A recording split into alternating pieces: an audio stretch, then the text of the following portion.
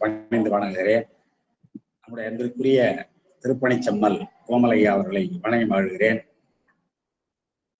இந்த அரங்கத்தில் இல்லை என்றாலும் நிகழ்ச்சியை தொடங்கி வைத்து சென்றிருக்கிற, மீண்டும் தொடர்ந்து நம்மை வகுப்பை நடத்தி சொல்லியிருக்கிற திருவாளர் செல்வம் அவர்களை வணங்கிக் கொள்கிறேன். நிகழ்ச்சியில் பங்கு பற்றியிருக்கிற கோமல் ஓம் நமச்சிவாய அறக்கட்டளை, மயிலை சைவ சித்தாந்த சபை, இடைமருதீசன் சாத்திர குழு ஆகியவற்றுடைய அமைப்பாளர்கள், அன்பர்கள், அப்பர் அருளறி மன்றத்தினுடைய அமைப்பாளர் சாந்தாண்மையார் அவர்கள் மற்றும் இணையத்தில் இணைந்திருக்கிற அத்தனை பேருடைய திருவடிகளையும் பணிந்து வணங்கி இன்றைய திருத்தொண்டர் புராண சிந்தனையை நாம் தொடர்வோமாக. உண்மையால் உலகாண்டு சருக்கத்தினுடைய 3வது நாயன்மாராக விளங்குகிற உருத்திர பசுபதி நாயனாருடைய வரலாற்றை சிந்தித்துக் கொண்டிருக்கிற நிலையில் நேற்று 8 பாடல்கள் வரை பார்த்தோம். அவர் தோன்றிய திருத்தலம் திருத்தலையூர் என்பது அது மிக அருமையான தலம் என்பதை தெய்வ சேக்கடார் அவர்கள் அங்கே மறைவர்கள் வளர்க்கின்ற வேள்வித்தியை பற்றியும் அதனாலே கிடைக்கின்ற மழை வளம், சோலை வளம் ஆகியவற்றை பற்றியும் பெருமானுக்கு ஐந்தாடுவதற்கு அந்த ஊர் பசுக்கள் 5ஐயும் தருவனவற்றையும் அவ்வூர் மக்கள் தர்மமும் நீதியும் சால்வும் உலகத்திற்கு அளிப்பவர்களாக இருக்கிறார்கள் என்பதை பற்றியும், அத்தகைய சிறப்பு வாய்ந்த நகரத்தில் அருமறை வாய்மை துங்க வேதியர் குலத்திலே தூயவராக நாம் சிந்தித்துக் கொண்டிருக்கிற பசுபதி நாயனார் தோன்றினார் என்பதும், அவர் எப்பொழுதும் சிவபெருமானுடைய அடிமைத்தரம் புரிகின்ற பசுபதியார் என்பதும் 3வது பாடல் வழியாக சொன்ன தெய்வ சேக்கரார் அவர்கள் 4வது பாடல் நாம் நீண்ட நேரம் சிந்தித்த நல்ல ஒரு அருமையான பாடல். ஆய அந்தணர் அருமறை உருத்திரம் கொண்டு மாயனார் அறியா மலர் சேவடி வழுத்தும் தூய அன்போடு தொடர்பினில் இடையரா சுருதி நேய நெஞ்சினராகி அத்தொழில் தலை நின்றார் என்ற அந்த பாடலும் அடுத்த பாடலும் மிக இனிமையான பாடல்கள். பிற பாடல்கள் இனிமையான பாடல் இல்லை என்றால் அப்படி இல்லை. இந்த 2 பாடல்களையும் நாம் கூர்ந்து கவனித்தால் தெய்வ சேக்கிழாருடைய சைவப்பற்று,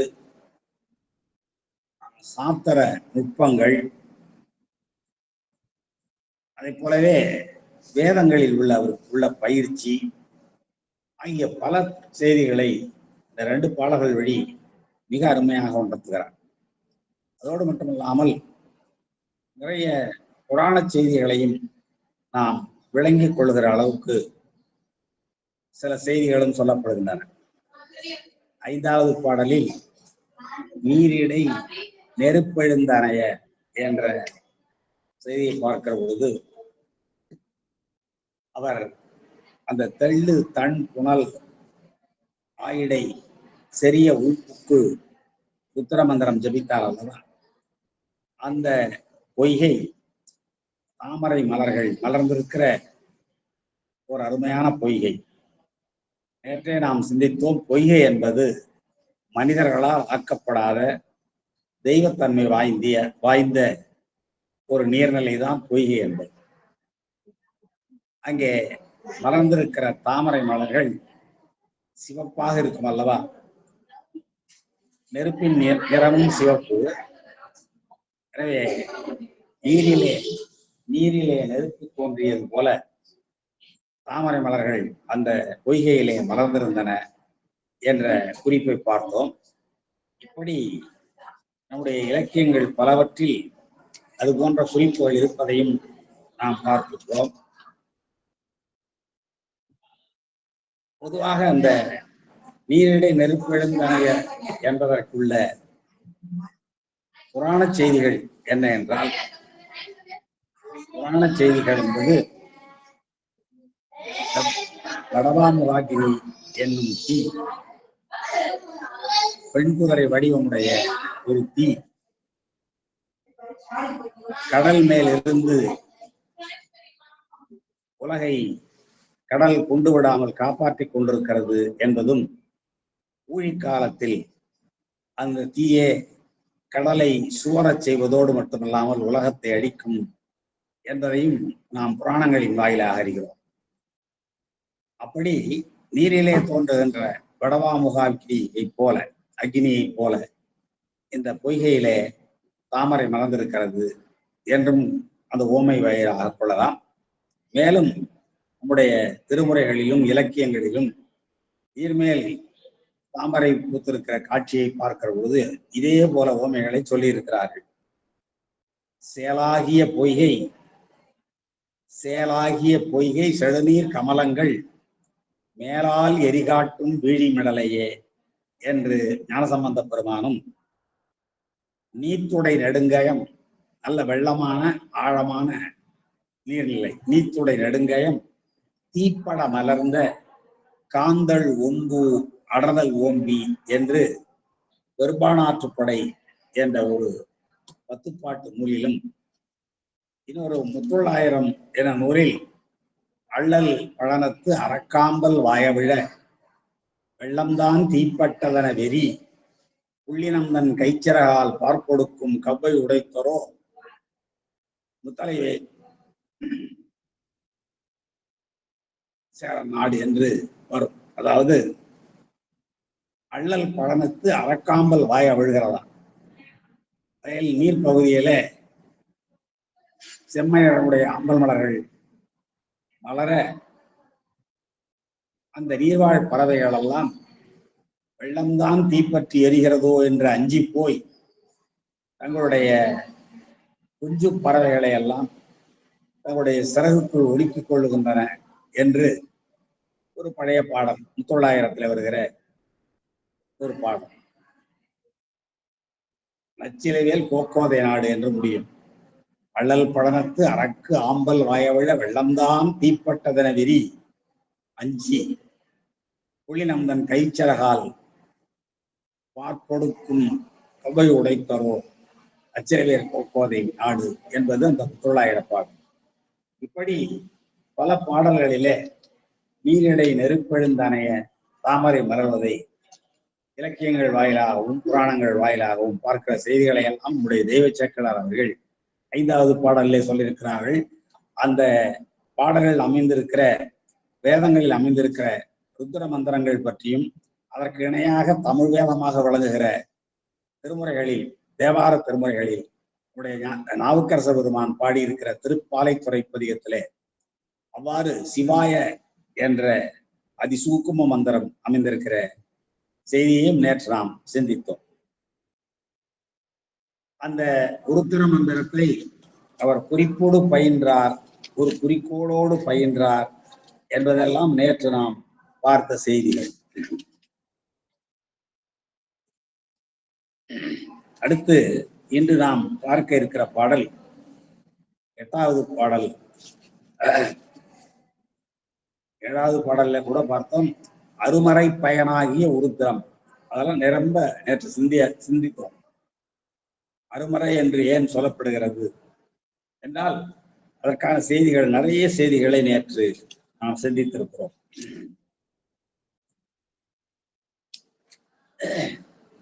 அப்படிப்பட்ட அருமறை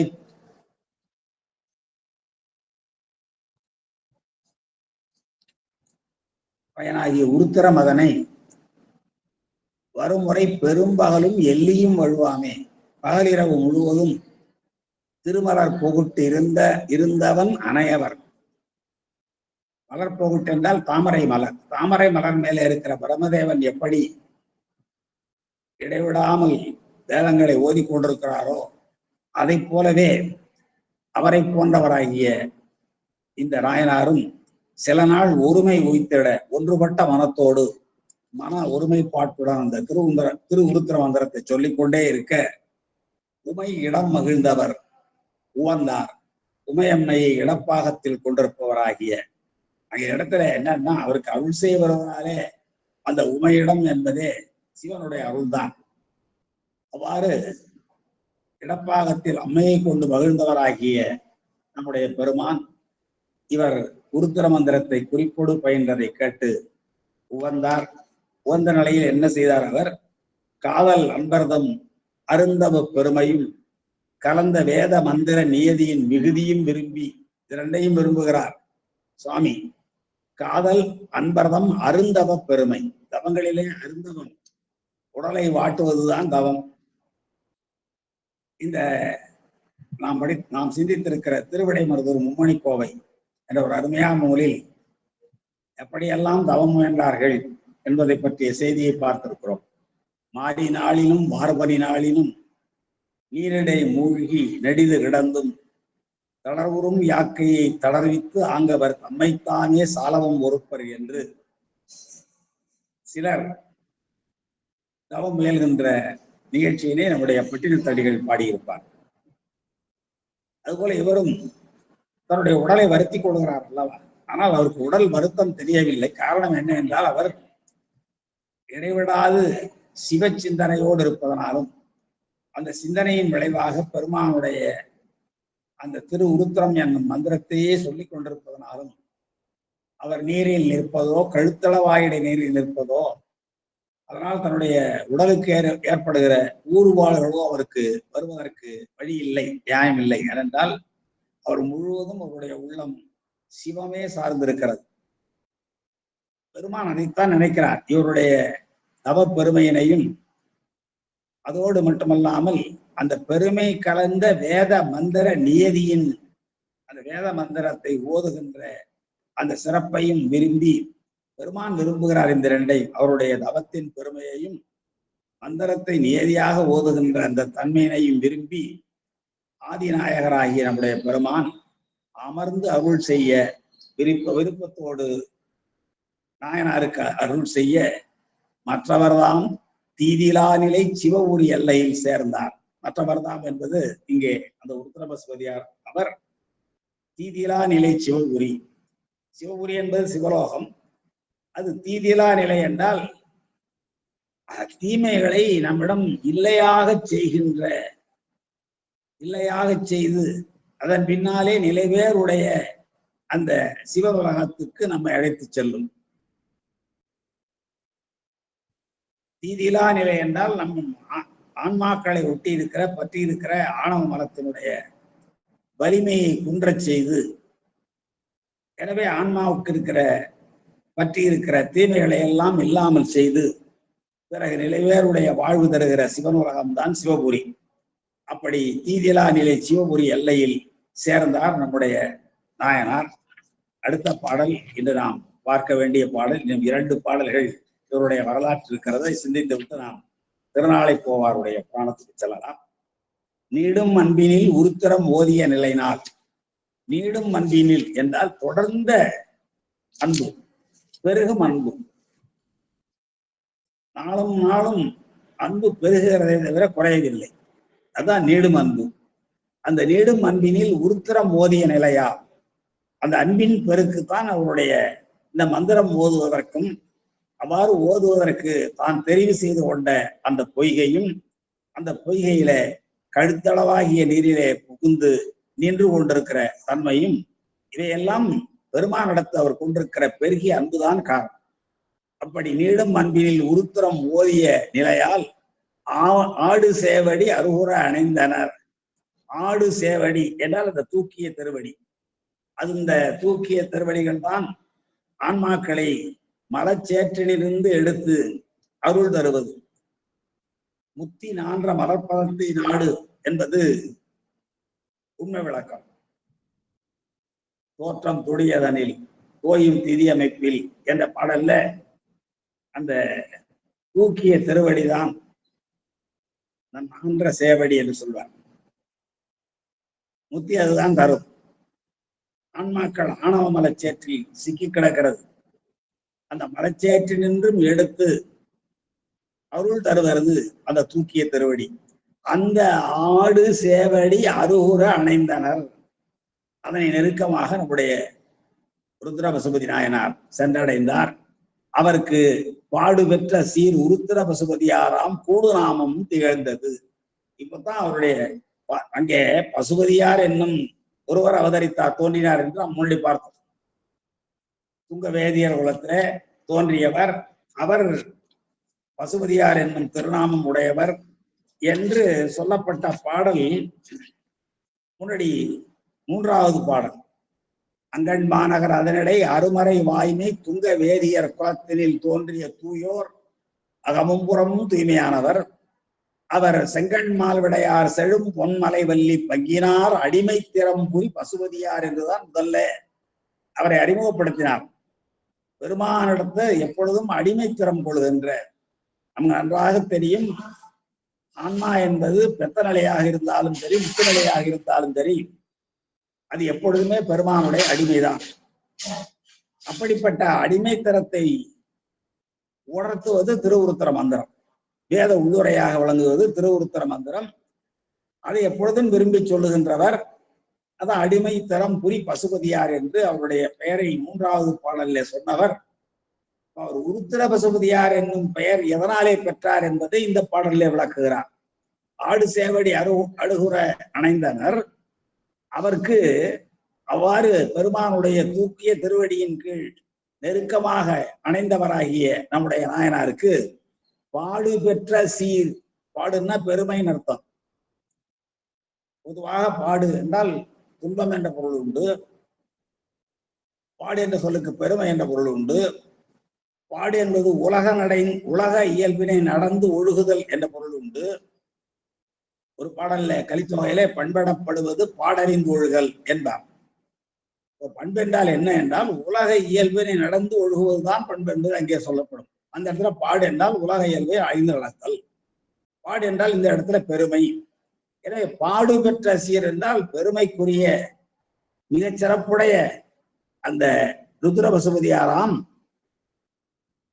பசுபதியாராம் கூடுநாமம். இவர் மிகச் சிறப்பாக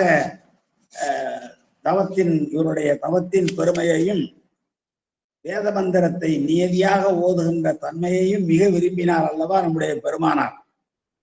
அதனாலே பெருமை மிகுந்த மிகச்சிறப்புடைய ருத்ர பசுபதியார் என்னும் நாமமும் இவரை கூடிற்று. கூடும் நாமமும் நிகழ்ந்தது. குவலயம் போற்ற, அந்த குவலயம் போற்ற என்பதை முன்னாடி கொண்டு வரணும். ருத்ர பசுபதியாராம் கூடு நாமமும் குவலயம் போற்ற நிகழ்ந்தது. குவலயம்னா உலகம் என்பது பொருள். ருத்ர பசுபதியார் என்னும் திருநாமம் உலகம் போற்றுகிற அளவுக்கு இவருக்கு சேர்ந்தது. அதற்கு முன் பசுபதியாராக இருந்தார். இந்த ருத்ர மந்திரத்தையே எப்பொழுதும் ஜபித்துக் கொண்டிருந்ததனாலே, பெருமானுடைய ஆடு சேவடி அருகுற அணைந்ததனாலே இவர் பெருமை பெற்றார். மிகச் சிறப்புடைய இவருடைய செயலுக்கு மகிழ்ந்த இந்த உலகம் அவருக்கு வழங்கிய பெயர்தான் ருத்ர பசுபதியார் என்பது என்று இந்த பாடல் வழியாக நாம் உணர்ந்து கொள்கிற அருமையான செய்திகள். அடுத்து நிறைவான பாடல். அயில்கொள் முக்குடுமி படையார், அயில்கொள் முக்குடுமி படையார் மருங்கு அருளால் பயிலும் உருத்திர பசுபதியார் திறம் பரசி எயிலுடை தில்லை எல்லையில் நாளை போவாராம் செயலுடை புற திருத்தொண்டர் திறத்தனை மொழிவாம் என்று இந்த நாயனாருடைய வரலாற்றை முடித்து காட்டி அடுத்த நாயனாராகிய திருநாளை போவாருடைய வரலாற்றை தொடர்கிறார். எப்படி? அயில்கொள் முக்குடுமி படையார், முத்தலை சோளத்தை தன்னுடைய சூலபாணி என்று சுவாமிக்கு ஒரு பேர் உண்டல்லவா. பாணி என்றால் கை சோளம் என்றால் முத்தலை சோளம், சூலபாணி. அயில்கொள் என்றால் கூர்மையுடைய, அயிலாரும் 9 நாள் என்று திருமணஞ்சேரி பதியத்துல ஞானசம்பந்த பெருமான் பாடுவார். அயில் என்றால் கூர்மை என்பது பொருள். அயில்கொள் என்றால் கூர்மையுடைய, முக்குடுமி படையார். குடுமி என்றால் உச்சி, முக்குடுமி என்றால் 3 தலைப்பகுதி. பெருமான் கையிலே முத்தலை சூலம் இருக்கிறது. அந்த முத்தலை சூலம் ஏந்திய பெருமானுடைய பக்கத்துல போய் சேர்ந்தாராம் இவர். சிவபுரி எல்லையும் சேர்ந்தார் என்றார். இப்பொழுது அதுக்கு பிறகு ஆடு சேவடி அருகூர் அணைந்தார் என்றார். இங்கே சொல்கிற பொழுது அரிகொள் அயில்கொள் முக்குடுமி படையார் மருங்கு, மருங்குன்னா பக்கத்துல, சாமீபம். 4 வரி சொல்றோம் இல்லைங்களா? சாலோக சாமீப சாரூப சாயுச்சியம் என்று இங்க அருகணைதல் மருந்து அருளால் பயிலும் ருத்ர பசுபதியார்தாம். எப்பொழுதும் அவரோடு பக்கத்திலே நின்று கொண்டு கொண்டிருக்கிற பசுபதியார்தாம் திறம் பரசி. அவருடைய திறத்தை நாம் போற்றுவோம். ஏன் அயில்கொள் முக்குடிமை படையார் என்று சிவபெருமானை இங்கே சொல்லுகிறார். எத்தனையோ பெயர்களால் சொல்லி வந்தவர் இந்த இடத்திலே முத்தலை சூலம் ஏந்திய சிவபெருமானார் என்று பெருமானை நீ பெரிய புராணம் முழுவதிலும் பார்த்தால் பெருமானை பல்வேறு திருநாமங்களாலே அழைத்துக் கொண்டே வருவார் தெய்வ சேக்கிழார். அதை தொகுத்தாலே மிகப்பெரிய ஒரு நூல் எழுதலாம். என்னென்ன திருப்பெயர்களால் சிவபெருமானை அழைக்கிறார் நம்முடைய தெய்வ சேக்கிழார் என்று. அதுபோல இங்கே அயில்கொள் முக்குடிமை படையார் என்றார். கூர்மையுடைய 3 தலைப்பகுதி 3 பிரிவாக இருக்கிற அந்த சூலம், அந்த சூலம் என்னும் கருவியினை தன்னிடத்து கொண்டவர் நம்முடைய பெருமான். எதற்காக அவ்வாறு கொண்டிருக்கிறார் என்பதை நம்முடைய உரையாசிரியர்கள் மிக அருமையாக குறிப்பிடுகிறார்கள். திருவொற்றியூர் ஒருவா ஒரு பகுதி என்று ஒரு நூல், பட்டினத்தடிகள் பாடிய 5 நூல்கள்ல திருவெண்காட்டடிகளாகிய பட்டினத்தடிகள் பாடி 11ஆம் திருமுறையில் தொகுக்கப்பட்டிருக்கிற நூல்கள் 5 நூல்கள். அந்த 5 நூல்கள்ல ஒரு நூல் திருவொற்றியூர் ஒருவா ஒரு பகுது 10 பாட்டு பாடியிருக்கிறார். எப்படி அருள்நந்தி சிவாச்சாரியார் 2 இருபகுது பாடினாரு. 2 வகை பாவால 20 பாட்டு, ஒரு ஒரே வகை ஆசிரியர் பாவால அகவற் பாவால 10 பாடல் பாடியிருக்கிறார். திருவெண்காட்டடிகள் திருவொற்றியூர்ல இதான் அவர் பாடிய கடைசி நூல். நாம் அவருடைய நூல்கள் எல்லாம் படிச்சுட்டோம்.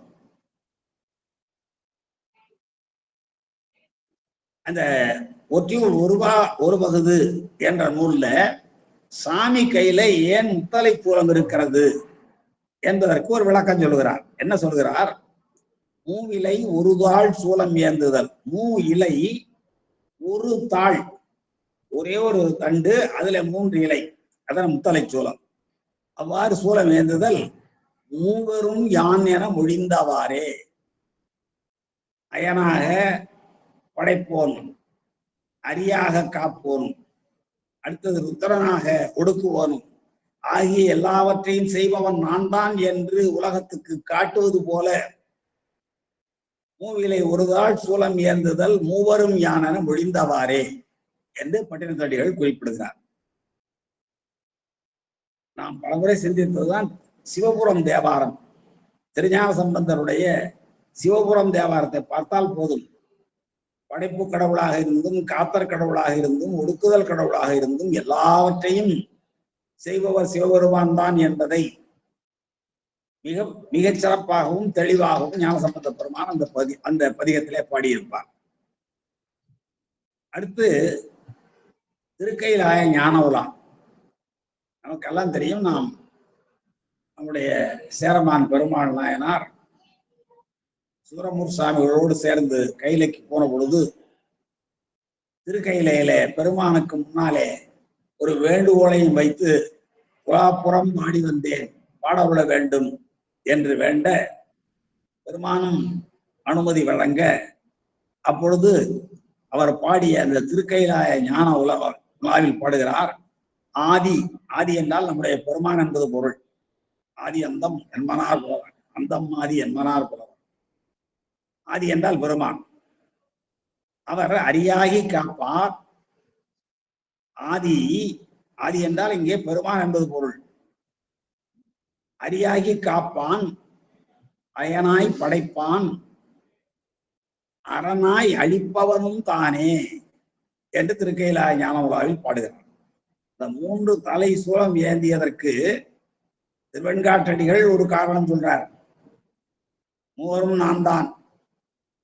இங்கே சேரமான் பெருமான் நாயனார் என்ன சொல்றார்? முத்தொழிலை செய்பவனும் நான் தான் என்பதை குறிப்பிடுவது போல அந்த சூலம் ஏந்தி இருக்கிறார் என்று சேரமான் பெருமாள் நாயனார் திருக்கையிலாய ஞான உலாவில் பாடுகிறார். அடுத்து நான் முன்பே சொன்னது போல சிவபுரம் தேவாரத்தில் நிறைய எடுத்துக்காட்டுகள் இதன் வழியாக நாம் உணர்ந்து கொள்ளலாம். அவ்வாறு அந்த முக்குடிமை படை ஏந்துவதற்கு காரணங்களை நாம் பார்த்தோம். அந்த முக்குடிமை படையார் மருங்கு அவர் பக்கத்துல அருளால் பயிலும் பெருமானுடைய அருளாலே அங்கே மீளா நிலை பெற்று அவரோடையே தங்கி இருக்கிற பயிலுதல். பயிலும் ருத்ர பசுபதியார்தம் திறம் அரசி. ருத்ர பசுபதியார் என்னும் இந்த நாயனாருடைய திறன்களை அவருடைய சைவ திறத்தை அவர் ருத்ர மந்திரம் ஜபித்த அந்த உரைப்பை இடைவிடாத சிந்தித்த அந்த நிலையை ஆகியவற்றையெல்லாம் போற்றி அடுத்து எயிலுடை தில்லை. எயில் என்றால் மதில் என்ற அர்த்தம். பண்டைய காலத்துல மிகப்பெரிய தலங்கள் எல்லாம் மயிலாலே பெரிய மதலாலே சூழப்பட்டிருந்தது. அதற்கு பின்னாலேதான் உள்ள எல்லைகள், அதையும் தாண்டி வீதிகள், அதையும் தாண்டிதான் திருக்கோபுரங்கள், அதையும் தாண்டி உள்ளே போனால் உள்ளே இருக்கிற பிராகாரங்கள் சொல்லப்படுகிற உள் திருச்சுற்றுகள், இப்படி திருக்கோயில் அமைப்பு மிகச் சிறப்பாக பண்டைய காலத்தில் இருந்தன. அப்போ அந்த தில்லை எல்லையில் பெரிய மதிலாலே சூழப்பட்டிருந்தது. ஞானசம்பந்த பெருமான் வருகிற பொழுதும், நாவுக்கரசர் வருகிற பொழுதும், சுந்தரமுசாமிகள் வருகிற பொழுதும், தில்லைக்கு வருகிற பொழுது எப்படியெல்லாம் வந்தார்கள் என்று பார்த்தால் ஒரு 10 காத தூரத்தில், 10 காலம், ஒரு 10 மைல் தூரம் வச்சுக்கோமே, அவ்வளவு தூரத்துல இருந்தே அந்த எல்லை தொடங்கிவிடும். அப்படிப்பட்ட சிறப்பு உடையது தில்லை. எயிலுடை தில்லை என்றால் தீமைகள் உள்ளே புகாதவாறு தடுத்து காப்பாற்றுகிற பெரிய மதிலாக விளங்குகிறது. அதிலுடைய பணியே என்ன என்றால் பகைவர்களை உள்ளே விடாமல் தடுப்பது. இங்கே உயிர்களுக்கு பகையது என்பதெல்லாம் மனக்குற்றங்கள், அவற்றால் தான் உயிர்கள் தீமையடையும். அப்படிப்பட்ட தீமைகள் வராமல் தன்னகத்து இருக்கிற உயிர்களை எல்லாம் காப்பாற்றுகின்ற அந்த தில்லையை சூழ்ந்திருக்கிற பெரிய மதில். அதான் சொல்கிறார் எயிலுடை தில்லை எல்லையில். இந்த நாளை போவார் உள்ளே போகல, எல்லையிலேயே சுற்றி கொண்டிருக்கிறார். அவருடைய வரலாற்றை நாம் தொடர்ந்து சிந்திக்க இருக்கிறோம். எல்லையில் நாளை போவாராம், நாளை போவேன் நாளை போவேன் என்று சொல்லி கொண்டிருந்ததனாலே அவருடைய இயற்பெயராகிய நந்தனார் என்பதே மறைந்து போய் நாளை போவேன், நாளை போவார், நாளை போவார் என்னும் பெயரே அவருக்கு நினைத்து விட்டது. அதான் இங்கே எயிலுடை தில்லை எல்லையில் நாளை போவாராம், நாளை போவேன் நாளை போவேன் என்றுதான் கேட்பவர்களுக்கெல்லாம் அவர் பதில் சொல்வார். அதனாலே அவர் நாளை போவார் என்று எல்லாராலும் அழைக்கப்பட்டார். அந்த நாளை போவாராகிய அந்த நாயனாருடைய செயலுடை புற திருத்தொண்டர், கோயிலுக்கும் புறத்தே இருந்து கொண்டுதான் அவர் தொண்டுகள் செய்திருக்கிறார். அது திருப்பங்கூர் திருத்தலத்திலே பார்க்கிற பொழுது திருக்கோயிலுக்கும் புறத்தே இருந்து ஆடியும் பாடியும் பெருமானை வழிபாடு செய்திருக்கிற தன்மையை பார்க்கிறோம். அதனாலேதான் பெருமான் அந்த இடத்தை கூட சற்றே ஒதுங்கி இருக்க செய்து பெருமான் அவருக்கு காட்சி கொடுத்திருக்கிறார் என்ற வரலாறும் நாம் அறிந்த ஒன்றுதான். அதான் செயலுடை புற திருத்தொண்டர் திறத்தினை, அவர் சைவத்தின்பால் கொண்டிருந்த செயல்பாட்டினை, அவருடைய உறுதிப்பாட்டினை, அவருடைய உழைப்பினை மொழிவாம் நாம் இனிமேல் சிந்திப்போம், நான் சொல்லுகிறேன் என்று நம்முடைய தெய்வ சேக்கிழார் அவர்கள் ருத்ரபசுபதி நாயனாருடைய வரலாற்றை முடித்து காட்டி நம்முடைய நாளை போவாராகிய நந்தனாருடைய வரலாற்றை சொல்ல தொடங்குகிறார் என்று இந்த புராணத்தை நாம் நிறைவு செய்து கொண்டு அடுத்து திருநாளை போவார் புராணத்துக்கு செல்ல வேண்டும். இந்த திருநாளை போவார் உண்மையால் உலகாண்டு சருக்கத்தினுடைய 4வது நாயன்மாராக விளங்குகிறார். இவருடைய குரு பூஜை திருநாளும் புரட்டாசி மாசத்துல ரோஹிணி பெண்மீன் என்று வரும். இங்கே மயிலாடுதுறை பகுதியிலிருந்து நாங்கள் பலமுறை மேல ஆதனூர் என்று சொல்லுகின்ற அந்த அவருடைய திருத்தலத்துக்கு சென்றிருக்கிறோம். அது மயிலாடுதுறையிலிருந்து மணல்மேடு போகிற வழியிலே வில்லியனூர் என்ற ஒரு ஊர், அங்கிருந்து கிழக்காக ஒரு 2-3 கிலோமீட்டர் செல்வோமானால் இந்த மேல ஆதனூர் என்ற திருத்தலம் வரும். ஆனால் அங்கேயும் கருத்து வேறுபாடு உண்டு. இதுதான் இந்த நாயன்மார் தோன்றிய தலமா அல்லது கொள்ளிடத்தின் வடகரையில இருக்கிற ஆதனூரா என்ற ஐயப்பாடு. எப்படி ருத்ரபசுபதி நாயனாருக்கு மயிலாடுதுறைக்கு அண்மையில இருக்கிற திருத்தலையூரா அல்லது முசிறி பக்கத்துல இருக்கிற திருத்தலையூரா என்ற ஐயப்பாடோடு அந்த 2 தலங்களிலுமே அவருடைய குரு பூஜை விழாக்கள் அடியார்களால் கொண்டாடப்பட்ட ஒரு போல இங்கேயும் இந்த கொள்ளிடத்தினுடைய தென்கரையிலேயும் கொள்ளிடத்தினுடைய வடகரையிலேயும் 2 தலங்கள் ஆதனூர் என்ற திருப்பெயரில் அமைந்திருப்பதை நாம் அறிகிறோம். 2 தலங்களிலுமே ஆதனூர் இவரை நாளை போவாரை பற்றிய வரலாறு குறிப்பு ஆகியவை எல்லாம் இருக்கின்றன. ஆனால் நம்முடைய CKS எப்படி குறிப்பிடுகிறார் என்றால், கொள்ளிடத்தின் வடகரையிலே இருக்கிற ஊர் தான் அவருடைய திருத்தலம் என்று குறிப்பிடுகிறார். கொள்ளிடத்தின் வடகரையிலே, அதாவது நீங்க பார்த்தீங்கன்னா மணல்மேட்டில இருந்து வடகரையில் பார்த்தால் ஓமமாம்புலியூர், கானாட்டு முள்ளூர் என்ற தலங்கள் எல்லாம் பாடல் பெற்ற தலங்கள் இருக்கின்றன.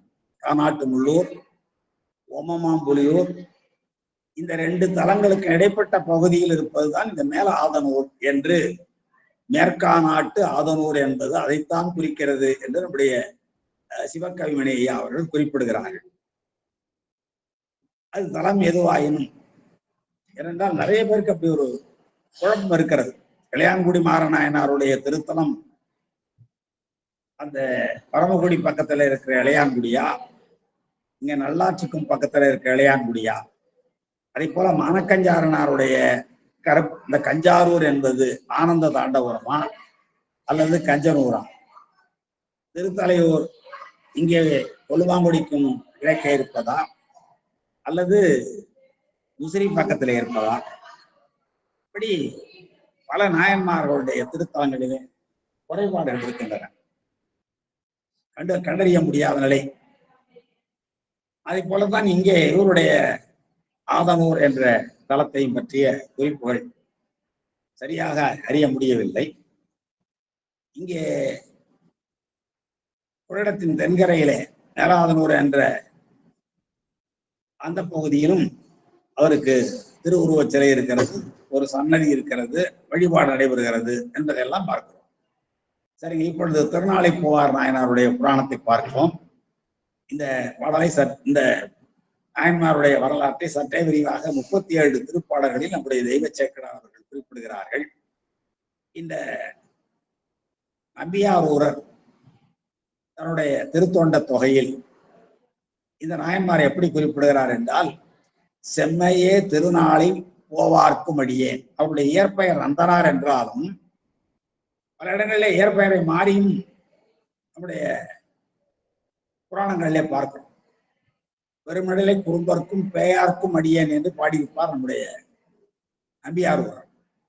ஆனால் தெய்வ சேக்கடார் பேயார் புராணம் என்று பாடாமல் காரைக்காலம் பேயார் புராணம் என்றுதான் பாடியிருக்கிறார். இப்படி சில மாற்றங்களை நாம் பார்க்க முடிகிறது. அதுபோல இங்கே இவருடைய இயற்பெயர் நந்தனாராக இருந்தாலும் அவர் நாளை போவேன் என்று சொல்லிக் கொண்டிருந்ததனாலே நாளை போவாரானார் அல்லவா. அதனாலே திருநாளை போவார் புராணம் என்றுதான் இவருடைய புராணம் பேசப்படுகிறது.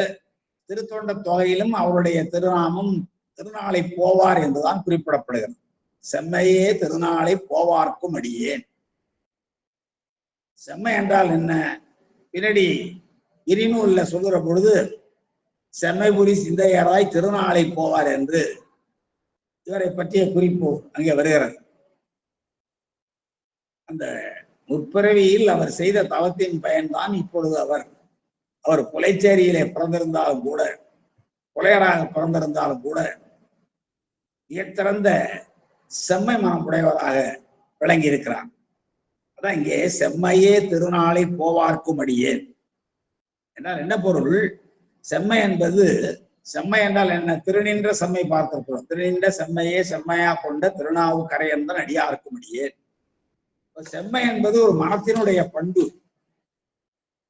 அந்த பண்பு என்ன சொல்லுகிறது என்றால், சிவனிடத்து ஓங்கி எழுந்த சித்த நிலையுடன் முன் உணர்வினால் ஒழியாத காதல் உணர்ச்சி.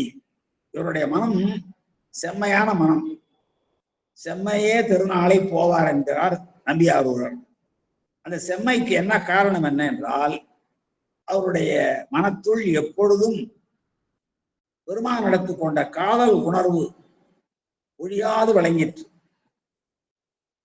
அது எதனால ஏற்பட்டது என்றால் முன் உணர்வினாலே. ஏனென்றால் இப்பொழுது பிறந்த இடத்துல அவர் கொலை பாடியிலே பிறந்திருக்கிறார். எனவே இந்த பிறவியில் அவருக்கு இந்த உணர்வுகள் தோன்றுவதற்கு வாய்ப்பில்லை. எனவேதான் அவர் முன் உணர்வினாலே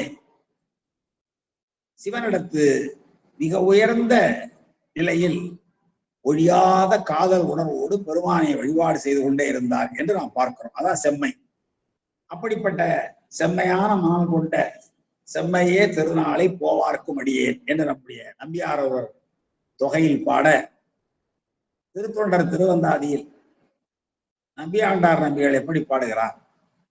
நாவார் புகழ்த்தில்லை அம்பலத்தான் அருள் பெற்று, நாவார் புகழ்த்தில்லை அம்பலத்தான் அருள் பெற்று, நாளை போவான் அவனாம், நாளை போவான் அவனாம் புறத்திரு தொண்டன், புறத்திரு தொண்டன் தன் புலை புன் புலை போய் மூவாயிரவர் கைகூப்ப முனியாயவன் பதிதான் மாவார் பொழில் திகழ் ஆதனூர் என்பர் இம்மண்டலத்தே. மண்டலம்னா உலகம் என்பது பொருள். இந்த உலகத்துல ஆதனூர் என்று சொல்லுவார்கள் சொல்லிட்டார். விரிநூலாசிரியர் தான் அது மேற்கான நாட்டு ஆதனூர் என்கிறார். அது கொள்ளக்கரையில் தென்கரையில் உள்ளதா வடகரையில் உள்ளதா என்பதெல்லாம் நம்முடைய தொகை நூல் வழியோ வகை நூல் வழியோ அறிந்து கொள்ள முடியவில்லை. எப்படி போனார்? நாவார் புகழ்த்தில்லை அம்பலத்தான் அருள் பெற்று நாளை போவான். நான் நாளை போவேன் நாளை போவேன் என்பார் கேட்பவர்களிடம். அவருக்கு தில்லையை வழிபாடு செய்ய வேண்டும், தில்லை கூத்தனுடைய வழிபாடு செய்ய வேண்டும் என்ற எல்லையில்லாத ஒரு உணர்வு அவருடைய உள்ளத்தில் இருந்தது. அதற்கு காரணம் முன் உணர்வுதான். அப்போ பல பேரிடம் அவர் நாளை தில்லைக்கு போகவில்லையா என்று யாரேனும் கேட்டால் நாளை போவேன் நாளை போவேன் என்றார். அதனாலே அவருக்கு நாளை போவார் என்று பெயர் நிலைத்து விட்டது. அதுதான் இங்கே குறிப்பிடுகிறார் நம்முடைய நம்பியாண்டார் நம்பிகள். நாவார் புகழ் தில்லை. தில்லை எப்படிப்பட்டது? எல்லாராலும் புகழ்ந்து பாடப்பெற்றது, அருளாளர்களாலே புகழ்ந்து பாடப்பெற்றது. நான் பாடை பாடுகின்ற நாக்கு, அந்த நாவினாலே புகழ் மொழிகள், நான் என்பது ஆகுபேராக புகழ் மொழிகளை தான் குறிக்கும். அதிலே நிரம்ப பாடியிருக்கிறார்கள். தில்லையை பாடாதவர்களே இல்லைங்க. நம்முடைய திருமுறை அருளாளர் அத்தனை பேரும் தில்லையை பாடியிருக்கிறார்கள். இன்னும் எல்லாவற்றையும் விட சைவர்களுக்கு கோயில் என்றாலே அது தில்லையைத்தான் குறிக்கும். மற்ற திருத்தலங்களுக்கு பெயரை சொல்ல வேண்டும். பாடல் பெற்ற திருத்தலத்தில் இது காவிரி தென்கரை தலம், காவிரி வடகரை தலம், இது மயிலாடுதுறை, இது திருச்செம்பொன்பள்ளி, இது திரு ஆக்கூர், இது திரு கடவுர் என்று பெயர்களை சொல்ல வேண்டும். ஆனால் கோயில் என்று சொன்னாலே அது தில்லையைத்தான் உணர்த்தும். சைவர்களுக்கு கோயில் என்றாலே தில்லைதான். நம்முடைய பதிகமைப்பிலே பார்த்தீங்கன்னா கோயில் தான் போட்டிருப்பான். தில்லை என்றோ சிதம்பரம் என்றோ போட்டிருக்க மாட்டாங்க. கோயில் என்றுதான் போடுவார்கள். கோயில் என்றால் சைவர்களுக்கு தில்லைதான். அது எல்லாரும் ஞானசம்பந்த பெருமான் பாடியிருக்கிறார், நாவுக்கரசர் பாடியிருக்கிறார், நம்பியாண்டவர் பாடியிருக்கிறார், நம்முடைய அருளாளர்கள் திருவிசைப்பாவில திருப்பல்லாண்டிலே எல்லா நூல்களிலும் 11ஆம் திருமலையிலே கோயில் நான்மணி மாலை, கோயில் பன்னீர் விருத்தம், அதே போல நம்முடைய திருவாசகம் மணிவாசகர் அறிவால் சிவனையானவர்.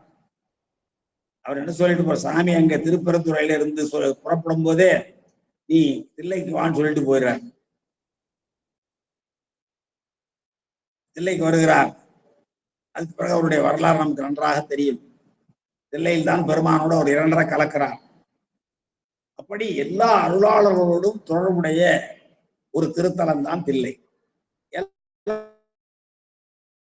பட்டதுதான் தில்லை. அண்மை காலத்தில் 19ஆம் நூற்றாண்டினுடைய இறுதியில் வாழ்ந்த கோபாலகிருஷ்ண பாரதியார் அவர் கூட பாடுறார், சபாபதிக்கு வேறு தெய்வம் சமானம் உண்டோ பாடுவார்.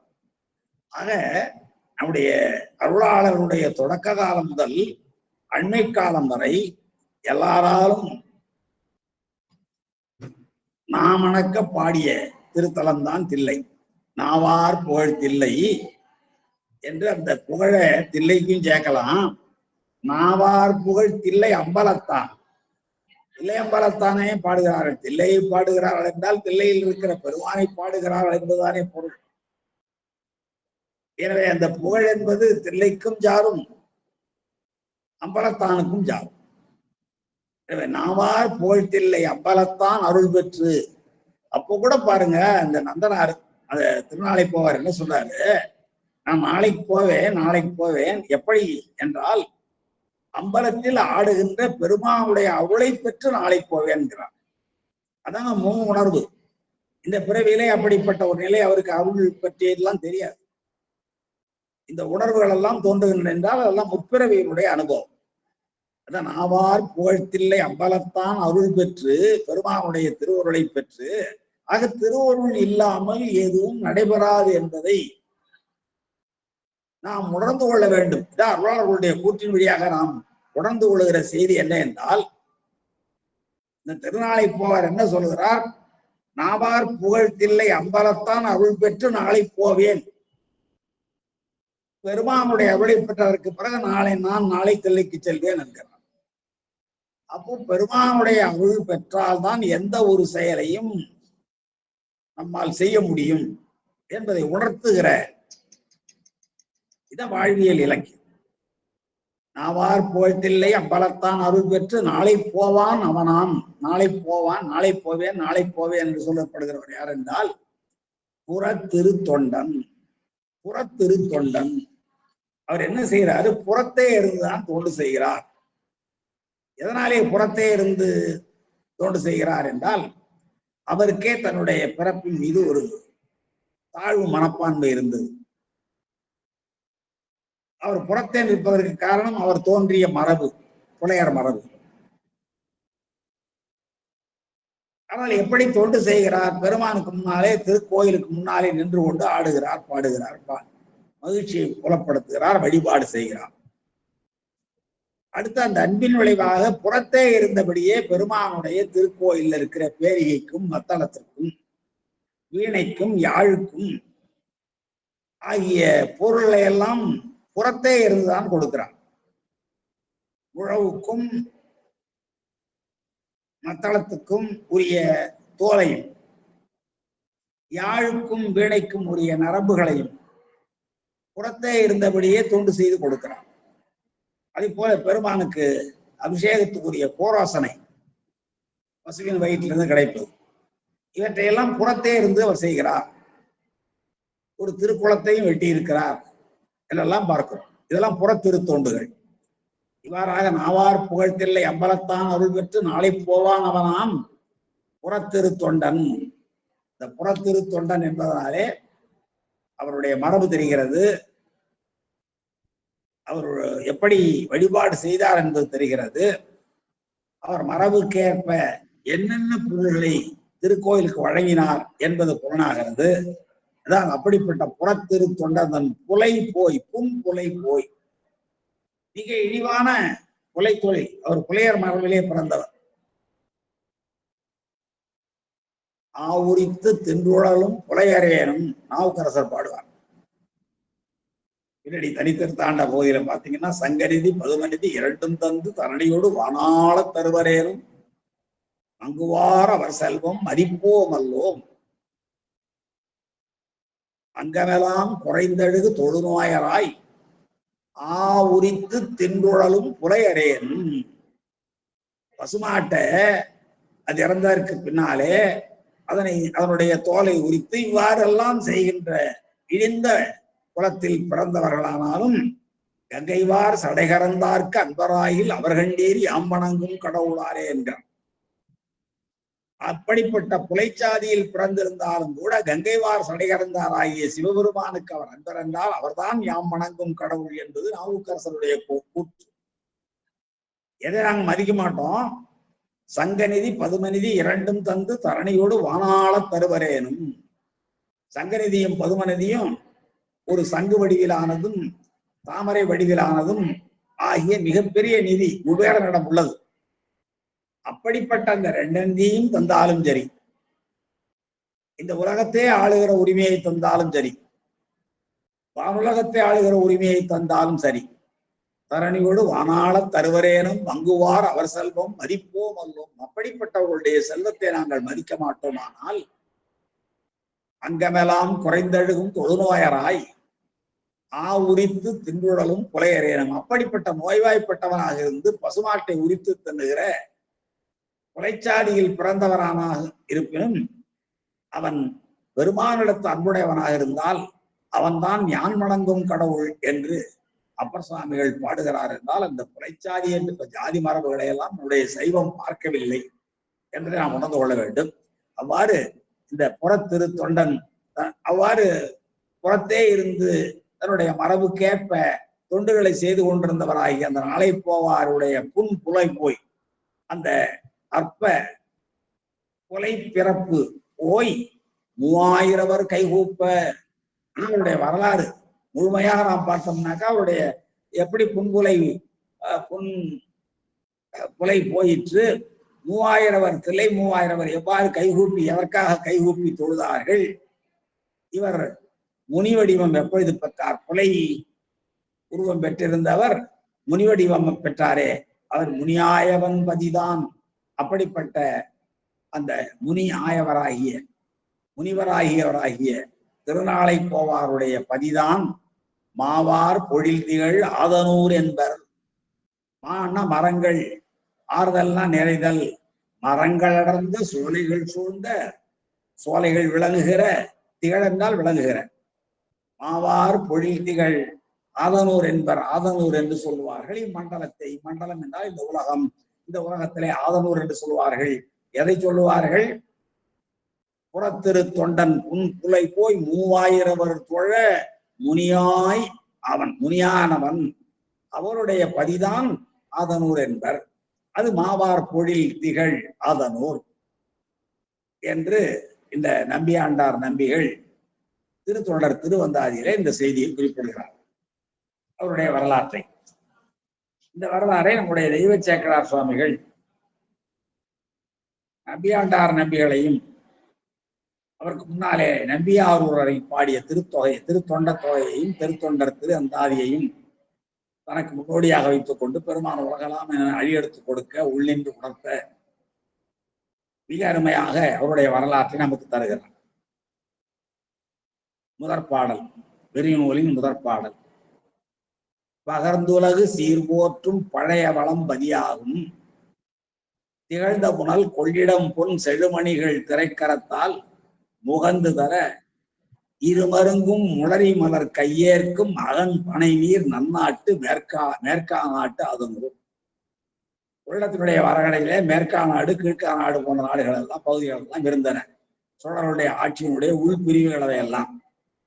அப்போ அந்த மேற்கா நாடு என்பது கொள்ளிடத்தினுடைய வடகரையில் இருக்கிற, இப்பொழுது சரியாக சொல்ல வேண்டும் என்றால் அந்த காநாட்டு உள்ளூருக்கும் மோமாம்புலியூருக்கும் பகுதியிலே இருக்கிற பகுதி தான் நாதனூர் தான் இவருடைய திருத்தலமாக இருந்திருக்க வேண்டும். சரிங்க. பகர்ந்து உலகு சீர்போற்றும் பழைய வளம்பதி. எது? அதன் பழமையான பதி, வளமான பதி. வளம்னா தெரியும், மக்கள் வாழ்வுக்கு தேவையான எல்லாம் நிறைந்திருக்கிற பகுதிதான் வளமான பகுதி. அவர்கள் உணவுக்காகவோ உடைக்காகவோ பிறவற்றுக்காகவோ வேறு யாரையும் நாடி செல்லாமல் இருக்கிற ஒரு பதிதான் வளம்பதி. 17 அறியா பழங்குடிகளிய பொதுவரு சிறப்பின் புகார் என்பார் இளங்கோவடிகள். ஒரு ஊரிலே வாழ்கிற மக்கள் எல்லா வளமும் அவர்களுக்கு அவர்கள் வாழ்கிற ஊரிலே கிடைத்து விடுமானால் அந்த ஊரை விட்டு அவர்கள் வேறு ஒரு ஊருக்கு செல்ல மாட்டார்கள். இப்பொழுது செல்லுகிறார்கள் என்றால் ஊரல்ல, நாட்டை விட்டே வேறு நாடு செல்லுகிறார்கள் என்றால் அவர்களுக்கு தேவையான வளமெல்லாம் இங்கே கிடைக்கவில்லை என்பதுதான் பொருளாகும். ஆனால் இங்க நம்முடைய ஆதனூர் எப்படிப்பட்ட வளமாக இருந்ததா? வளம்பதியாக இருந்தது, நல்ல வளமான பதியாக இருந்தது. அதுவும் பழமையான மிக தொன்று தொட்டு வளமான பகுதியாக இருந்தது. ஏதோ திடீர்னு பணக்கார நாடாக ஊராக ஆனதில்லை. பழமையான வளமான பகுதி பதி. அதோடு மட்டுமல்ல, இந்த ஆதனூர் எல்லாராலும் போற்றப்படுகிறது, உலகவரால் போற்றப்படுகிற சிறப்புடையதாக இருந்ததுதான். இந்த பாடம் பாருங்க. பகர்ந்துலகு சீர்போற்றும் என்றால் சீர் பறந்து சீர் பகர்ந்து உலகு போற்றும் என்று மாற்றிக்கொள்ள வேண்டும். பகர்ந்துலகு சீர் போற்றும் என்பதை சீர் பகர்ந்து உலகு போற்றும்.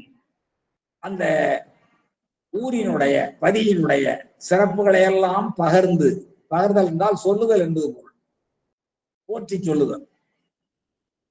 ஒரு ஊரினுடைய சிறப்புகளை எல்லாம் புகழ்ந்து சொல்லி, அதான் சீர் பகர்ந்து உலகு போற்றும், உலகில் உள்ள மக்கள் எல்லாராலும் போற்றப்படுகின்ற பழமையான பழமுடைய பதியாகும். எது பதியாகும்? கடைசியில முடிக்கிறார் பாருங்க, அந்த ஆதனூர் தான். அந்த எப்படி நாம் அன்வயப்படுத்திக் கொள்ள வேண்டும் என்றால், 2வது அடியிலிருந்து தொடங்கி போகணும். இந்த முதல் அடியை ஈற்றடியா வச்சுக்கணும்.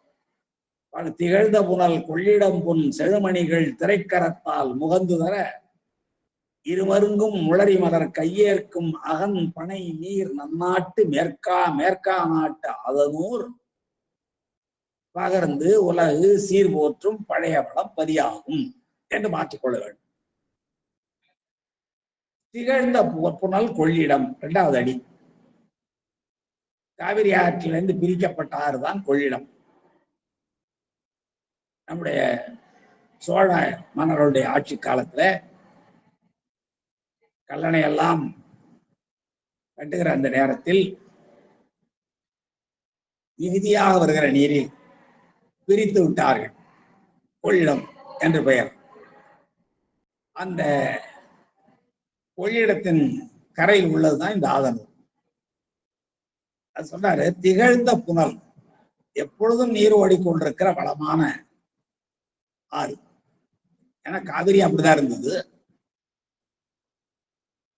தான் பொய்ப்பினும் தான் பொய்யா கொலக்கொடி என்பார்கள். மழையே இல்லை என்றாலும் கூட தன் நீர்க்கரங்களால் கால்வாய்கள் வழியாக வயலுள் புகுந்து உயிர்களை எல்லாம் காப்பாற்றுகின்ற தாயாக விளங்கியது காவிரி. அந்த காவிரியில் மிகுதியாக வருகிற நீரை பிரித்து சென்றதுதான் கொள்ளிடம். அதனால திகழ்ந்த புனல் என்றார். நல்ல விளக்கமாக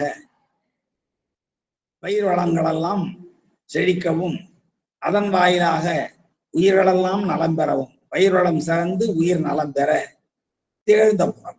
அதுதான் விளக்கமான புகழ். புனலுக்கு விளக்கம் என்ன? அதான் திகழ்ந்த புனல் கொள்ளிடம். அப்படிப்பட்ட புனலை கொண்டு வருகிற ஆறு கொள்ளிடம். அந்த கொள்ளிடம் எவற்றையெல்லாம் கொண்டு வருதான்? எப்படி காவிரி பொன்னையும் முத்தையும் மணியையும் சந்தனக்கட்டைகளையும் அகிலையும் பல்வேறு வகையான மலர்களையும் மணமலர்களையும் கொண்டு வருகிறதோ, அதை போலத்தானே கொள்ளிடமும் கொண்டு வந்திருக்கும். காவிரியிலிருந்து பிரிவது தானே கொள்ளிடம். அப்ப அந்த கொள்ளிடம் என்ன பண்ணுகிறதா?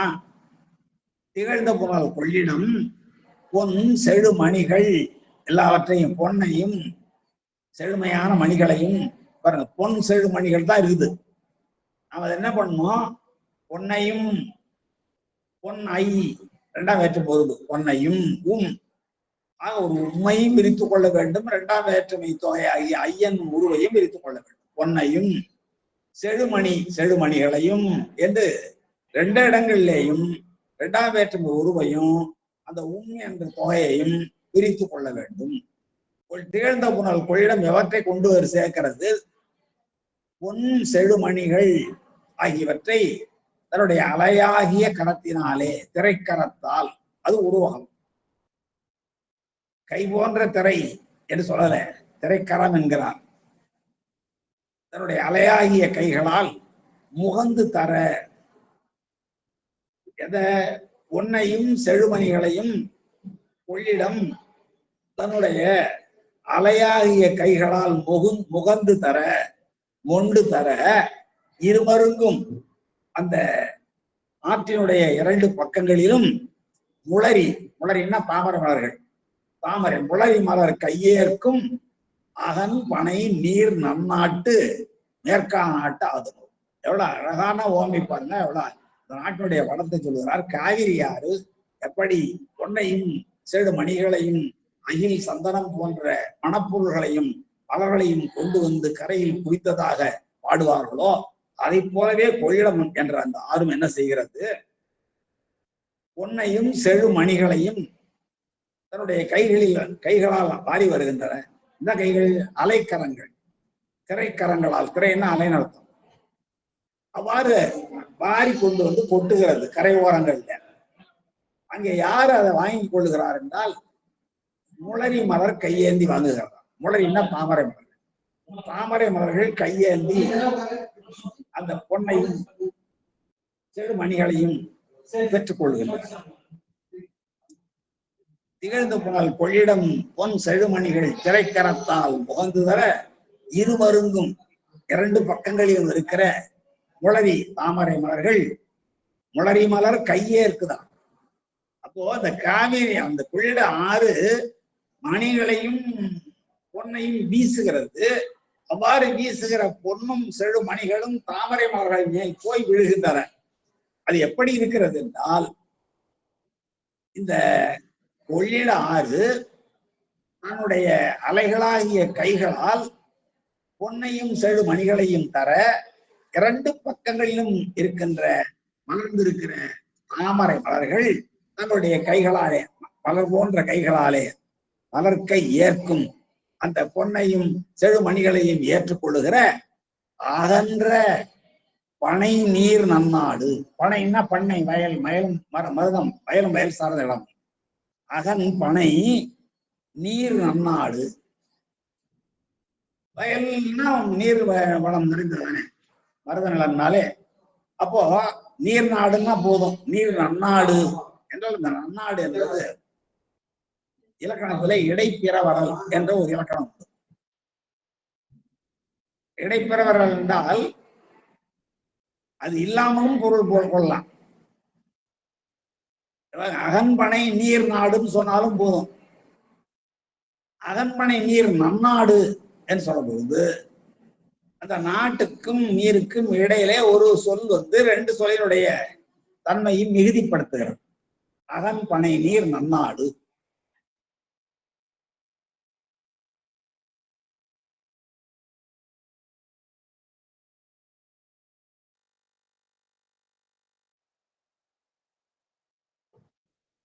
அதுக்கு இடைப்பிறவரல் என்று பெயர். ஒரு உதாரணம் சொல்றேன். சாத்தன் உண்டான் அப்படின்னு சொல்றோம்.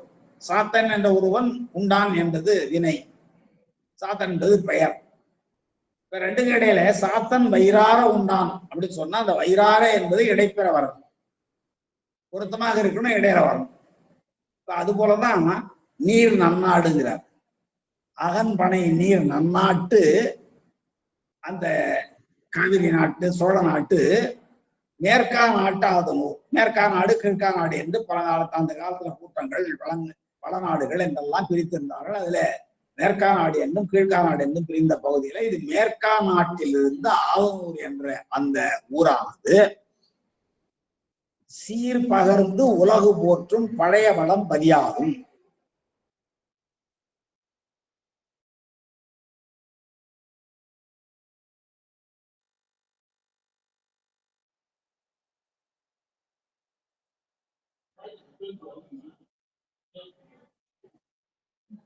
அப்போ இந்த மேற்கா நாட்டு ஆதனூர் என்பது அதனுடைய சீரையெல்லாம் பகர்ந்து, சீர் என்றால் சிறப்பு, அதனுடைய நீர்வளம், நிலவளம், மக்கள் வளம், மனவளம் ஆகிய எல்லாவற்றையும் பகர்ந்து சிறப்பித்து சொல்லி சொல்லி உலகவர்கள் போற்றுகிற, உலக என்பது அகோபியராக உலகத்தில் வாழ்கிற மக்களை குறிக்கும். அப்படி உலகவர்களால் போற்றப்படுகிற மிக தொன்மையான வளமுடைய பதிதான் இந்த மேற்கா நாட்டு ஆதனூர் என்பது இந்த முதற் பாடலுடைய பொருள். இந்த செய்யுள் எவ்வளவு அழகாக பாடப்பட்டிருக்கின்றன என்பதை நாம் இலக்கிய நேயத்தோடு பார்க்க வேண்டும். இயல்பாக நடைபெறுவது என்ன என்றால், கொள்ளிட அணியானது பொன்னையும் செழுமணிகளையும் வாரி கொணர்ந்து வந்து கரை ஓரங்களிலே வீசுகிறது. அவ்வாறு வீசுவதை தெய்வ சேக்கிழார் எப்படி குறிப்பிடுகிறார்? இந்த கொள்ளிடம் நதியானது தன்னுடைய திரைக்கரங்களாலே, அலைகாலே கரங்களாலே கொடுக்க, அது அவ்வாறு வீசுகிற பொழுது பக்கத்திலே இருக்கிற மலர்களிலேயும் நீர்நிலைகளிலும் சென்று சேர்வது இயல்பு. ஆனால் இங்கே சேக்கிழார் எப்படி குறிப்பிடுகிறார்? இந்த கொள்ளிட நதியானது பொன்னையும் செழுமணிகளையும் தன்னுடைய திரைக்கரங்களால் முகந்து கொண்டு வந்து, முண்டு வருதல் முகந்து வருதல், முகத்தல் அளவின்னு சொல்றோம். அது போல புகந்து கொண்டு வந்து கரையில வீச அங்கே இரு மருங்கிலும் முளைத்திருக்கிற கொடையினுடைய அந்த ஆற்றினுடைய 2 மருங்குகளிலும் 2 கரைகளிலேயும் 2 பக்கங்களிலேயும் இருக்கிற முளரி மலர்கள், தாமரை மலர்கள் அது கை போல இருக்கிறதா. கொள்ளிடமானது வாரி வழங்குகிறது, பொன்னையும் செழு மணிகளையும் வாரி வழங்குகின்றன. அதை நம்முடைய கரையோரங்களிலே இருக்கிற அகன் பனை நீர் நன்னாட்டிலே இருக்கிற அகன்ற வயல்கள், நல்ல நீரிறைந்த வயல்கள், நல்ல வயல்கள், அப்படிப்பட்ட வயல்களுக்கு பக்கத்திலே இருக்கிற தாமரை மலர்கள் கையேந்தி பெற்றுக் கொள்ளுகிறாளாம். முளரி மலர் கையேற்கும் அகன்பனை நீர் நன்னாட்டு மேற்கா நாட்டு ஆதனூர் என்பதுதான் சீர் பகர்ந்து உலகு போற்றுகின்ற பழைய வளம் பதியாகும் என்று அந்த பதியினுடைய வளத்தை சிறப்பித்து சொல்லுகிறார். இப்போ ஒரு சொல்லுவாங்க, உணர்வினில் வல்லோர் அணிபெறச் செய்வன செய்யுள். செய்யுளுக்கும் உடனடிக்கு என்ன வேறுபாடு என்றால், இந்த செய்தியை சொல்ல வேண்டும் என்றால் பொதுவாக உடனடி எப்படி சொல்ல வேண்டும்?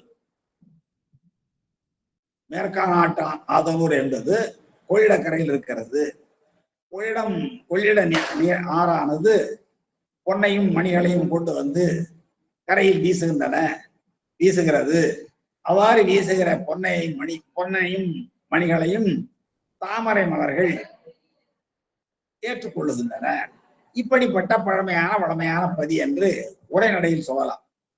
இதை தெய்வச்சேக்கடார் அவர்கள் திரைக்கரங்கள் என்ற உருவகத்தாலும் முளரி மலர் கையேந்தி வாங்குகின்ற தன்மையை சொல்லுவதும் சீர்பகர்ந்து உலகு போற்றும் என்ற அந்த பழமையான பதியினுடைய சிறப்பை சொல்லுவதும் ஆகியவையெல்லாம் பார்க்கிற பொழுது அதான் உணர்வினில் வல்லோர் அணிபெறச் செய்வன செய்யுள். செய்யுள் என்றால் என்ன? உணர்வில் வல்லவர்கள். இயல்பாக உள்ளிருந்து எழுகிற உணர்வுதான் கவிதையாக மாறும் என்பார்கள். உள்ளிருந்து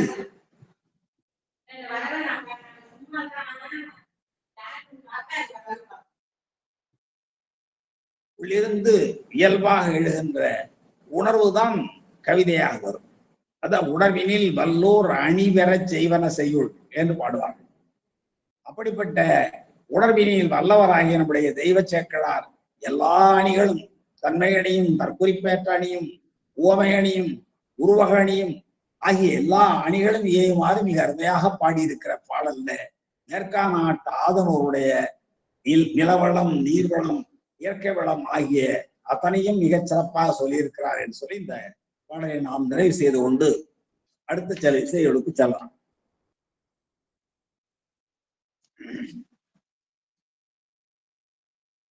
நீற்றலர் பேர் ஒளி நெருங்கும் அப்பதியில் நிறை கரும்பின் சாற்றலைவன் கொலைவயலில் தகட்டுவரால் எழ பகட்டு ஏர் ஆற்றலவன் கொழுக்கிடித்த சால்வழி போய் அசைந்தேறி சேற்றலவன் கருவுயிர்க்க முருகுயிர்க்கும் செழுங்கமலம் என்று அந்த நாட்டினுடைய வயல் வளம் எவ்வளவு சிறப்பாக இருக்கிறதுன்னு சொல்றார். அதாவது நீற்று அலர் பேர் ஒளி நெருங்கும் அப்பதி. அந்த ஊர்ல இருக்கிற நிறைய பேர் திருநீர் பூசி இருக்கிறார்கள் என்று தெரிகிறது. எப்படி அந்த திருப்புகலூர்ல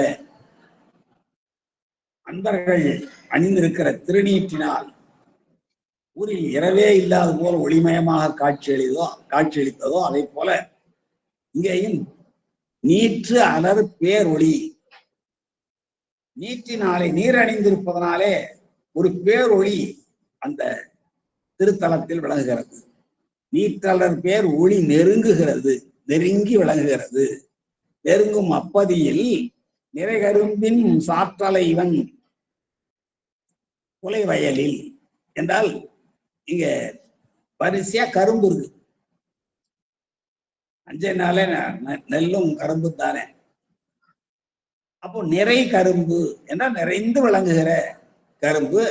அந்த கரும்பை சாறு வடிந்து ஓடுகிறது. அந்த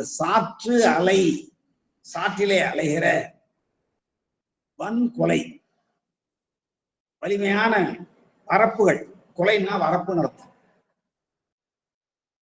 வரப்புகளை உடைய வயலில் ஆற்று அளவன் கொழுக்கிழித்த சால்வழி போய். அதாவது வயல்ல உழம் உழுதுகிட்டே போறான். அப்ப அந்த ஏர் கலப்பில ஒரு ஆணி உழுதுகிட்டே போகும் இல்லைங்களா? அந்த ஏர் செல்லும் வழியிலேயே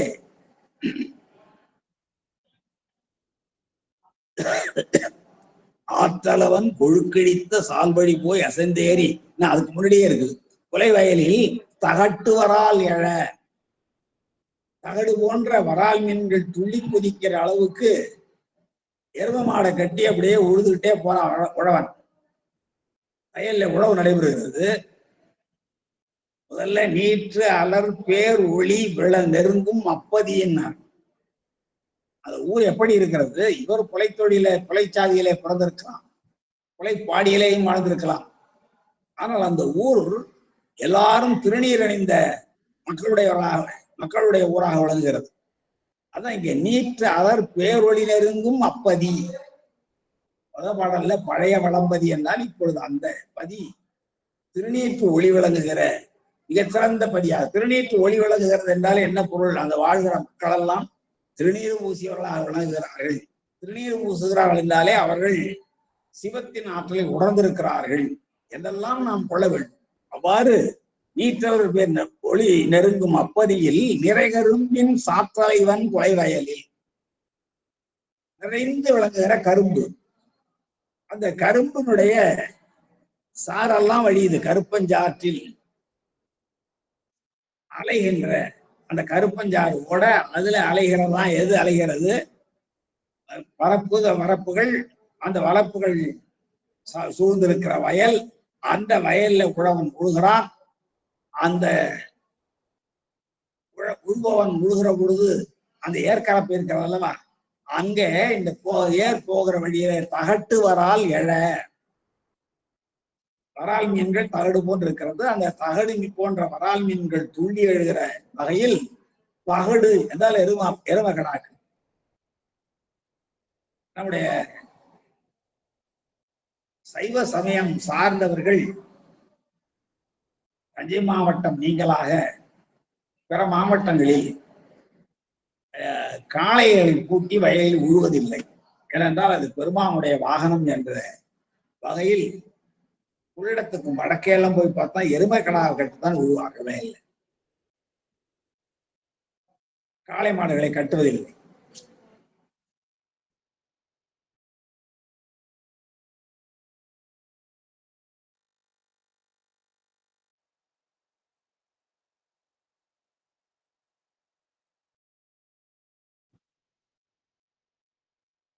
அப்படி பகடு பூட்டப்பட்ட அந்த ஏரானது ஆற்று அளவன் கொழுக்கிழித்த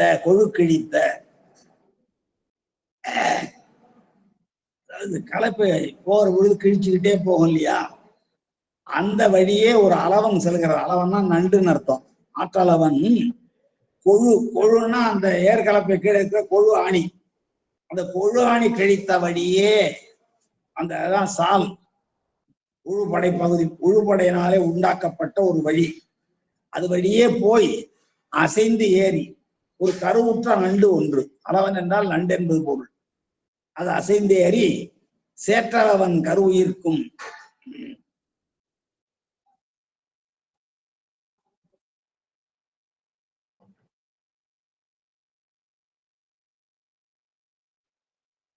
அளவன் என்றால் நண்டு. அந்த சேற்றில் இருக்கிற நண்டுகள் எங்கே போய் கருவு இருக்கிறதா? பக்கத்துல இருக்கிற செழுங்கமலங்கள் முருகு இருக்குமா. இது சேற்றில் கிடக்கிற நண்டுதான். இந்த சேற்றில் இருக்கிற நண்டு எது வழியா போகுது? ஒரு எரும மாடு கட்டி உழகின்ற உழுபடை வழியாகவே உருந்து சென்று கருவுற்ற நண்டு ஒன்று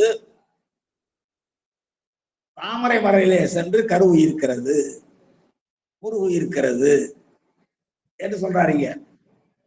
இந்த பாடலில் சொல்லப்பட்டிருக்கிற செய்தி என்னன்னா, அந்த நில வளம், நீர் வளம். அதுல இன்னொரு குறிப்பு என்ன என்றால், இந்த சேற்றினுள் தவழ்ந்த நண்டு இருக்குல்ல, அது கலப்பைக்கும் உள்படாது, தப்பி ஒதுங்கி அந்த கலப்பை உழுத சால் வழியே, உழுத சால் என்று சொல்லுவோம், உழுத சால் வழியே சென்று பிறகு அங்க அண்மையில இருக்கிற தாமரை மல் மேல ஏறி அந்த மரவில் கரு ஈனுகிறது.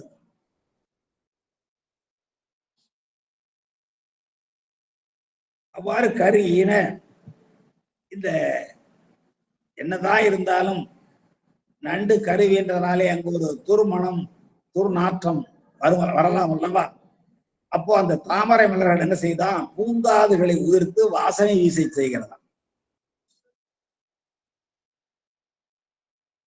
அந்த வாசனை வீசை செய்வதோடு மட்டுமல்லாமல் இந்த தாமரை கரு உயிர்த்த இந்த நண்டுக்கு துணை செய்வது போல கரு உயிர்த்த பெட்டை நண்டினுடைய உடம்பில் ஏற்பட்ட ஈரத்தை காய வைக்கலாம், ஈரம் புலர்த்துகிறதா. ஏனென்றால் இது வயல்ல சேற்று வழியாக வந்த நண்டு தானே, அதனுடைய ஈரத்தை புலர்த்தி அது கரு ஈனுதற்குரிய மருந்து தருவது போன்றிருந்துதான் இந்த தன்னுடைய மகரந்த பொடிகளை அதன் மீது தூவுவது. அதான் கரு உயிர்க்க முருகுயிர்க்கும் என்று நம்முடைய தெய்வ சேக்கடார் அவர்கள் இனிமையாக பாடுகிறார்கள். மீண்டும் ஒரு முறை நான் இந்த பாடலை படிக்கிறேன். பாட்டு சொற்கள் கடினமாக இருப்பது போல் இருந்தாலும் பொருள் எளிமையானதுதான், ஒன்று கடினமானது இல்லை. இந்த பாட்டுடைய திரண்ட கருத்து என்ன என்றால், அந்த ஆதமூர் எப்படி விளங்குகிறது என்றால், நீற்று ஒளி, நீற்றலர் பேர் ஒளி. திருநீர் எல்லாருடைய முகத்திலும் அலர்ந்து மலர்ந்து விளங்குகிறது. அதனாலே ஒளிமிக்க ஊராக அது காட்சியளிக்கிறது. அப்படிப்பட்ட அந்த ஊர்ல நிறைகரும்பின் சாற்றலைவன் கொலை, நிறைந்த கரும்புகள் சார உழுகின்றன. இயற்கையாகவே ரொம்ப இதெல்லாம் பார்க்கிறோம். கஞ்சாரூர் என்றார், கருப்பஞ்சாற்றூர் என்றுதான் பெயர். கால்வாய்களின் வழியாக சாறுகள் ஓடுகிறது, இன்னும் கனிச்சாரும் கலந்து ஓடுகிறது, தேனும் கலந்து ஓடுகிறது என்று வானக்கஞ்சார நாயனார் புராணத்துல பார்த்திருக்கிறோம். அதுபோல இங்க நிறைந்த கரும்புகளிலிருந்து வடிகின்ற சாறு அது எங்கே தடுக்கப்படுகிறது? வரப்புகளில், வயல்களிலே இருக்கிற வரப்புகளால் தடுக்கப்படுகிறது. அந்த வரப்புகளுக்கு உட்பட்ட வயல் பகுதிகளில் எருமையை பூட்டி உழவர்கள் ஊடுகிறார்கள். அவ்வாறு உழுகிற பொழுது அந்த எருமைக்கடா போகிற வழியில் தகடு போன்ற வரால் மீன்கள் எல்லாம் துள்ளி குதிக்கின்றன. அவ்வாறு தகடு போன்ற வரால் மீன்கள் துள்ளி குதிக்கிற அளவுக்கு பகடுகளை பூட்டி ஏர் கலப்பை செல்ல, அப்போ அந்த வழியிலே வலிமையான குழு ஆற்று அந்த இடத்துல அளவு நண்டு இல்லை, அந்த இடத்துல வன்மையான அந்த வழியே செல்கிற, ஆறு என்றால் வழி, அந்த வழியே செல்கிற கொழு தண்டு, கொழு ஊசி இருக்கு இல்லைங்களா, கலப்பையில அடிப்பகுதியில இருக்கிற கொழு, அந்த கொழு கிழித்த தரையை கிழிச்சுக்கிட்டு தானே போகும். அது முன்னாடி இந்த ஏர் கலப்பை கட்டி 2 எருமை கடாக்கள் இழுக்கிற பொழுது இந்த கொழு அப்படியே போகும். கொழு சென்ற வழி துண்ணூசி செல்லுமாறு போல என்று இலக்கணங்களிலே சொல்லுவார்கள். அவ்வாறு அது கிழித்து செல்ல அந்த வழியிலேயே ஒரு கருவுற்ற நண்டு சென்று அண்மையில இருக்கிற செங்கமரங்களின் மீது ஏறி, செழுங்கமரங்களின் மீது ஏறி முருகு இருக்கிறது, அது கரு உயிர்க்கிறது. அந்த செழுங்கமலங்கள் முருகு இருக்கின்றன என்று ஒரு கற்பனை நயம்பட. பொதுவாக உண்மை இந்த சொல்லப்பட்ட செய்தி என்னன்னா, ஊர் மக்கள் எல்லாம் திருநீர் அணிந்தவர்களாக இருக்கிறார்கள், ஊர் ஒளிமிக்கதாக காட்சியளிக்கிறது. நிறைய கரும்பு தோட்டங்கள், வயல்களெல்லாம் கரும்பு, நிறைந்த அவற்றினுடைய சார் ஒழுகி ஓடுகிறது. அப்படிப்பட்ட பகுதியில் வரப்புகளால் தடுக்கப்பட்ட வயல்கள், அந்த வயல்களிலே பகடுகள், எருமைக்கடாக்கள் செல்கின்றன, ஏர்கலப்பை எடுத்து செல்கின்றன. அவ்வாறு செல்கிற பொழுது தகடு போன்ற பெறால் மீன்கள் எல்லாம் துள்ளி குதிக்கின்றன.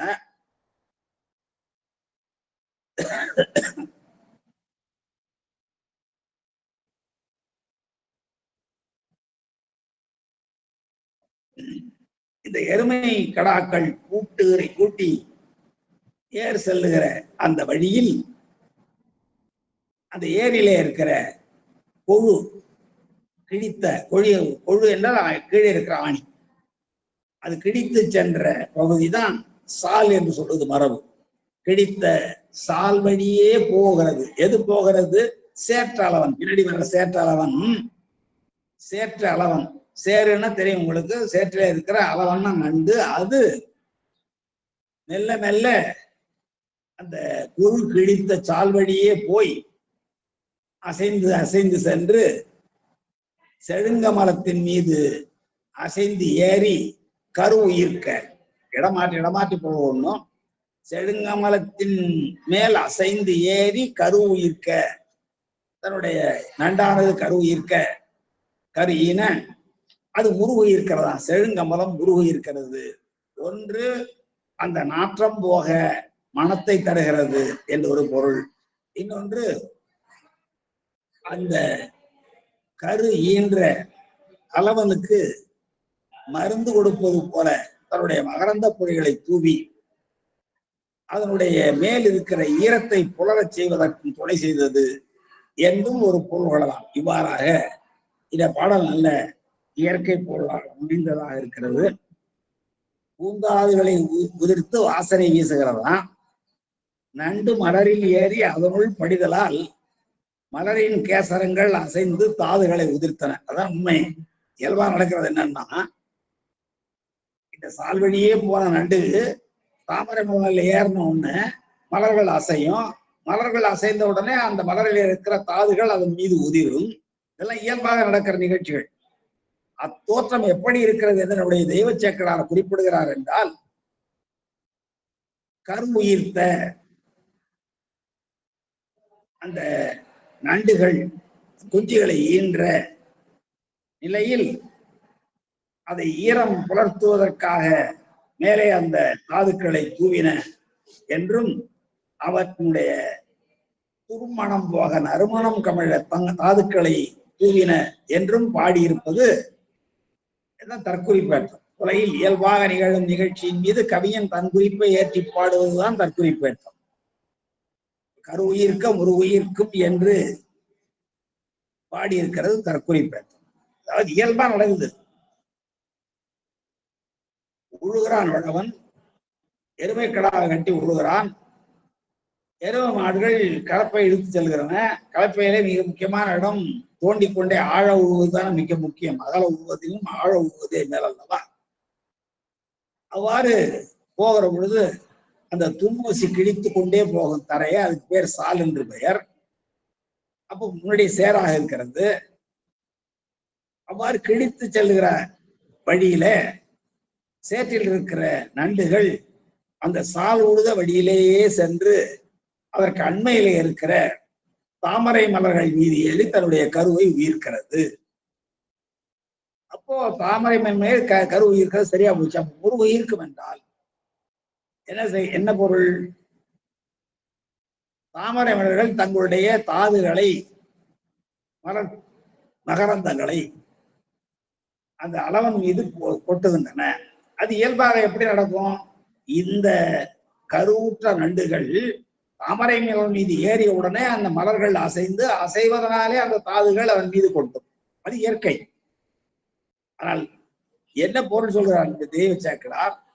இவை ஏறியதனாலே, இந்த கரு உயிர்த்ததனாலே, அதன் மீது சேற்றில் வந்ததனாலே ஈரமாக இருக்கிற கரு உயிர்த்த நண்டுகளுக்கு அந்த ஈரம் போவதற்காக தாதுக்களை பொழிந்தன என்றும், மனமற்ற நிலையில் இருக்கிற அந்த நிலையை மாற்றி, கரு உயிர்த்த மனமற்ற நிலையில் இருக்கிற நிலையை மாற்றி மணங்கப்படுவதற்காக தாதுகளை உதிர்த்தன என்றும் சொல்லியிருப்பது தற்குறிப்பேற்ற அணி என் வகைப்பார்ப்படும் என்று இந்த இரண்டாவது பாடல் நிறைவு செய்து கொண்டு எஞ்சிய பாடலை நாம் அடுத்த வகுப்பில் சிந்திக்கலாம் என்று சொல்லி கேட்டிருந்த சைவ தமிழ் சார்ந்தவர் அனைவருக்கும் என்னுடைய பணிவார்ந்த நன்றியை, வணக்கத்தை, வாழ்த்தை தெரிவித்து நிறைவு செய்கிறேன்.